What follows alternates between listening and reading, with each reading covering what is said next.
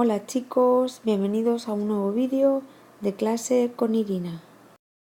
En este caso vamos a empezar con la unidad 1 y la unidad 1, como ya sabéis, la hemos titulado El planeta Tierra.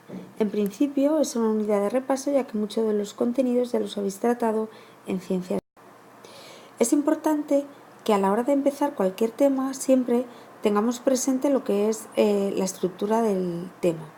En este caso, como veis, tenemos el título, tema 1, la Tierra y su representación. Como todo tema, estará dividido en una serie de apartados. En este caso vamos a empezar con el apartado 1, que se denomina la Tierra y su representación. Para poder abordar de forma más ordenada y de forma mucho más fácil este apartado, lo que hemos hecho ha sido elaborar o reestructurar el apartado en tres partes. La primera hablamos de las características que tiene la Tierra, luego vamos a hablar de las líneas imaginarias y de la utilidad que tienen y por último de la brújula. Bien, vamos a comenzar con el apartado 1 y en este caso vamos a empezar con las características de la Tierra. Bien, como sabemos, la Tierra es una esfera, pero sin embargo, al contrario de lo que a veces se piensa, no es una esfera perfecta porque está aplastada un poquito por los polos, ¿vale? Esta forma podría ser muy similar a la de una naranja. Otra de las cuestiones que genera muchas dudas es el considerar si la Tierra está en movimiento o es el Sol. Pues bien, la Tierra sí que está en movimiento y la Tierra va a realizar dos movimientos. En este caso vamos a hablar del movimiento en el que la Tierra rota sobre su eje, ¿vale? Este movimiento es conocido como movimiento de rotación y lo realiza sobre el eje, que sería una línea imaginaria que pasaría por el centro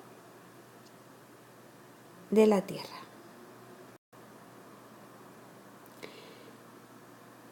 En el caso del siguiente punto, el caso de las líneas imaginarias, decir que las líneas imaginarias son líneas que no existen en la realidad, sino que las utilizamos para facilitarnos la tarea de situar un punto en la Tierra, ¿vale?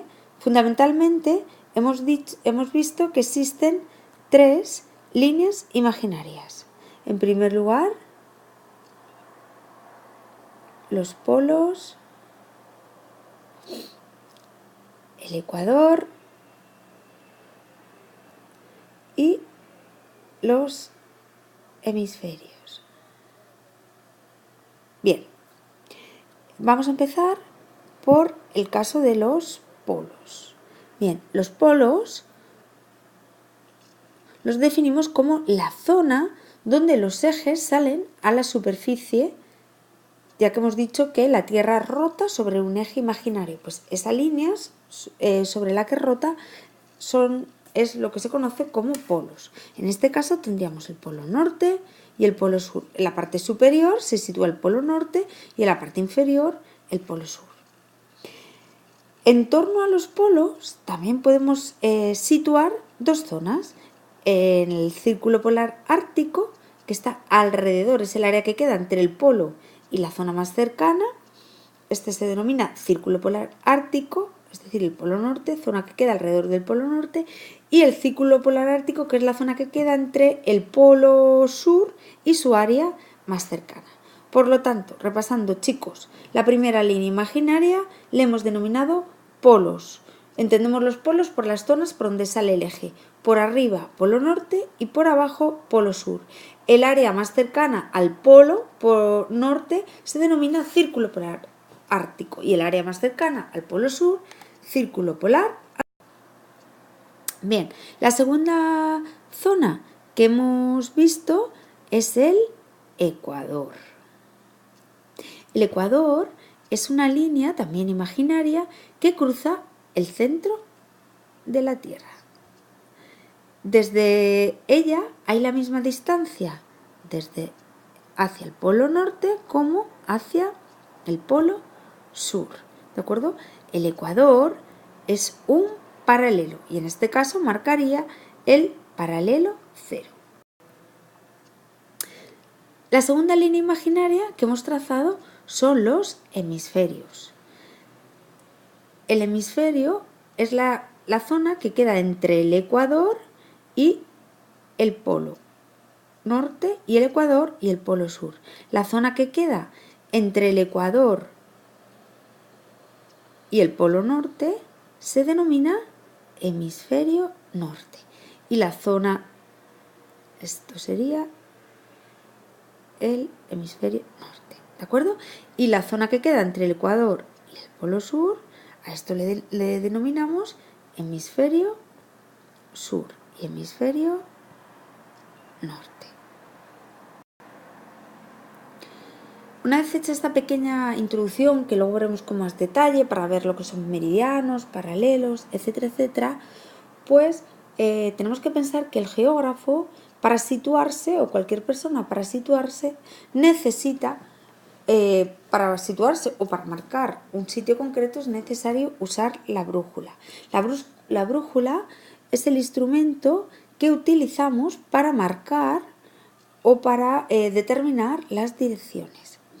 Sabemos que existen 4 direcciones: norte, sur, este y oeste. Es decir, siendo conocidas estas direcciones como los puntos cardinales.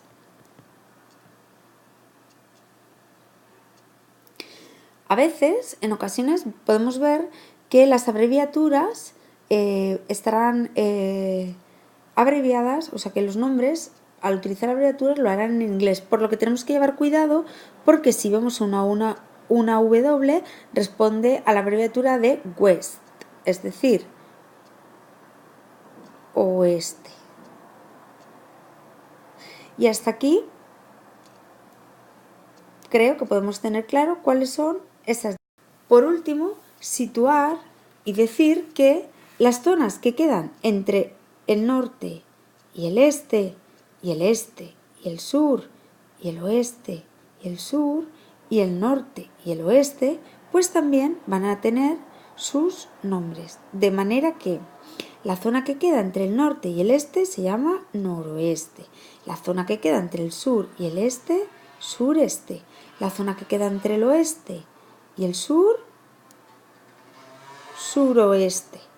Y la zona que queda entre el norte y el oeste, noroeste. Bueno, chicos, hasta aquí hemos explicado el primer punto del tema. Será importante que repaséis y que, por supuesto, esta teoría o bien la tengáis impresa y puesta en vuestro apartado de teoría, o si os resulta más cómodo copiarla, pues que trasladéis esta información a la teoría.